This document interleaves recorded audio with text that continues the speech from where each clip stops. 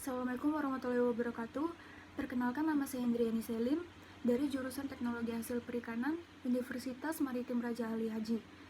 Di sini saya akan memaparkan hasil UTS Nutraseutika dan Farmaseutika hasil perikanan. Apa itu nutraseutika?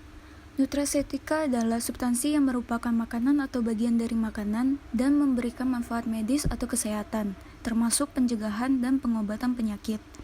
Adapun definisi lain yang dimana nutraseutika adalah produk terisolasi atau dimurnikan dari makanan dan umumnya dijual dalam bentuk obat tidak biasanya berhubungan dengan makanan dan terbukti memiliki manfaat fisiologis atau memberikan perlindungan terhadap penyakit kronis.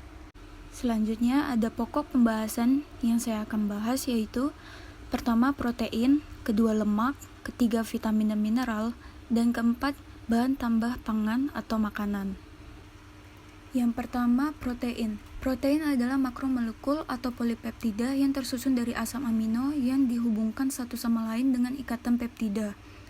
Ada beragam manfaat protein yang penting dan vital bagi tubuh, mulai dari membantu sistem kekebalan tubuh hingga menjadi bahan pembentuk sel dan jaringan tubuh.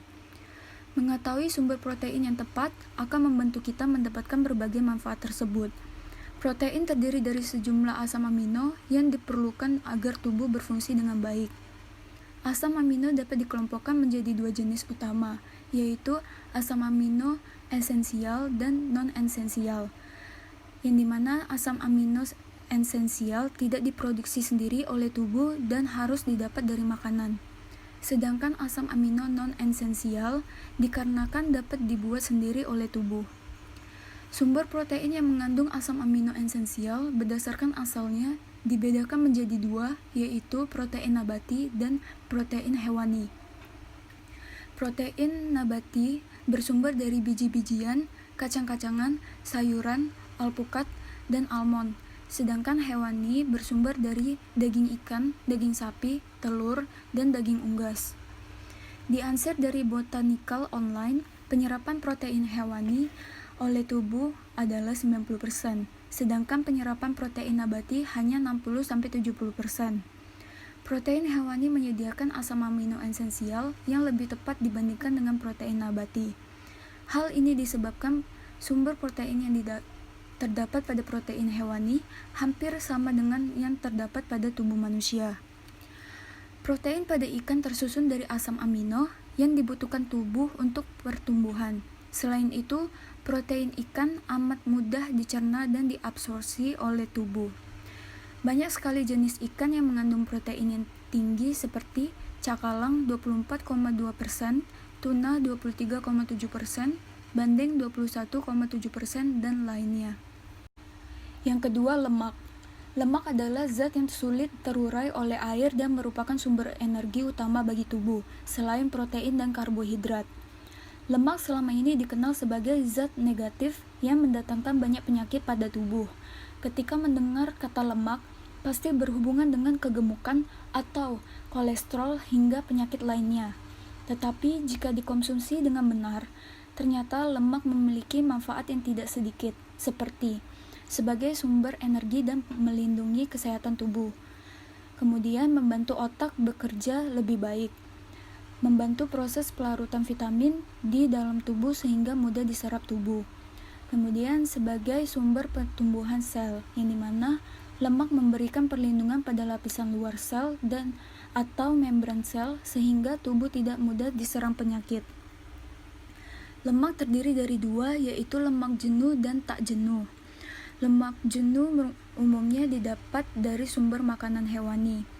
Lemak ini hanya dibutuhkan sekitar 5-6% dari total asupan kalori harian. Lemak ini sering disebut lemak jahat, dikarenakan jika makan berlebihan akan meningkatkan kolesterol jahat, dapat menyumbat pembuluh darah, dan memicu penyakit jantung, stroke, dan hipertensi. Kemudian lemak tak jenuh. Lemak tak jenuh didapat dari tumbuh-tumbuhan. Kebalikan dari lemak jenuh, lemak tak jenuh disebut lemak baik, karena dianggap memiliki sifat yang memberikan efek baik bagi tubuh. Untuk asam lemak yang terkandung dalam ikan terdiri atas asam lemak jenuh 15-25%, asam lemak tak jenuh tunggal 36-60%, asam lemak tak jenuh majemuk 25-40%.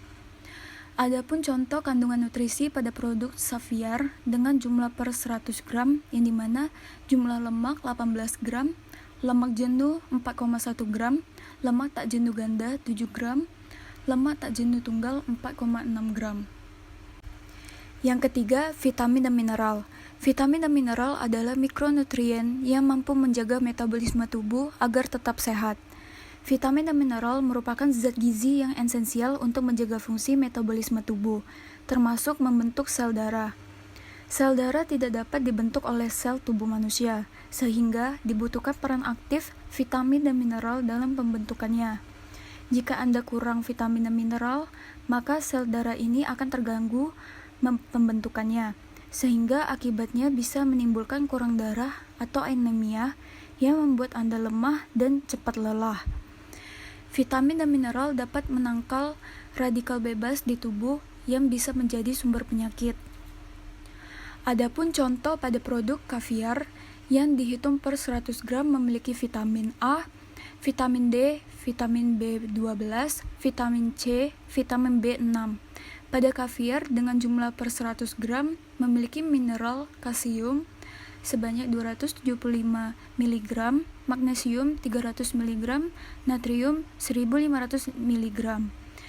Adapun contoh dari minyak ikan yang memiliki manfaat seperti meningkatkan fungsi otak, menyehatkan kulit, menjaga kesehatan mata, membantu menurunkan berat badan, meningkatkan kesehatan tulang, melindungi organ jantung, dan melindungi peradangan. Yang terakhir adalah bahan tambah pangan atau makanan. BTP atau M adalah bahan yang ditambahkan dengan sengaja ke dalam makanan dalam jumlah kecil, dengan tujuan untuk memperbaiki penampakan, cita rasa, tekstur, dan memperpanjang daya simpan. Selain itu, dapat meningkatkan nilai gizi seperti protein, mineral, dan vitamin. BTM ini dilakukan untuk mempengaruhi sifat atau bentuk pangan antara lain bahan pewarna, pengawet, penyedap rasa, anti gumpal, pemucat, dan pengental. BTP atau M yang dilarang penggunaannya menurut Permenkes RI nomor 722 yaitu formalin, natrium tetraborat, chloramphenicol, kalium klorat, nitrofuranzon, asam salisilat, dan garamnya. Sedangkan yang diizinkan penggunaannya yaitu asam benzoat, kalium bisulfit, kalium nitrit. Adapun contoh produk perikanan yang dimana tanpa formalin dan dengan formalin. Tanpa formalin pada ikan memiliki mata menonjol, pupil hitam cerah mengkilat, warna merah cerah, sayatan daging cerah, sedikit kemerahan sepanjang tulang belakang, isi perut utuh, warna cemerlang, tekstur elastis bila ditekan dengan jari, bau segar spesifik, bila ekor dipegang akan melemas lungkai. Adapun menggunakan formalin yang dimana ikan memiliki bola mata dan pupilnya tenggelam, keruh dan tampak lendir, kuning tebal, kemudian mempunyai warna pucat, kusam agak keputihan, sayatan daging pucat, kusam, antar jaring, longgar, isi perut tidak utuh, warna pucat kusam, tekstur keras dan padat bila ditekan dengan jari bau dan memiliki bau asam. Bila dipegang ekornya akan keras, kaku dan tegang. Demikian hasil presentasi dari saya. Apabila ada kekurangan, saya mohon maaf. Saya tutup. Wassalamualaikum warahmatullahi wabarakatuh. Terima kasih.